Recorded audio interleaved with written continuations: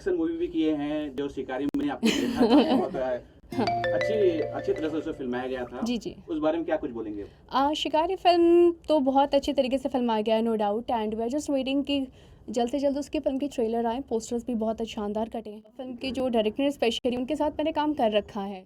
बहुत सारे प्रोजेक्ट्स हैं जिसमें से सबसे पहले आपने नाम लिया खुद शिकारी का, तो आने वाली फ़िल्में बहुत सी हैं। और अभी कल ही बी फॉर यू चैनल पर जो फ़िल्म मेरी बनारसी बाबू आई थी प्रवेश के साथ, सो ऐसे कई प्रोजेक्ट्स हैं। Just because of lockdown and corona का ये जो सिचुएशन हम सब फेस कर रहे हैं, सो वी जस्ट प्रेइंग कि जैसे बाकी सारी चीज़ें ओपन हुई हैं, तो जल्द से जल्द फिल्म इंडस्ट्री में भी जो हमने काम किया है वो फटाफट रिलीज़ हो और फिर सबका काम चलेगा।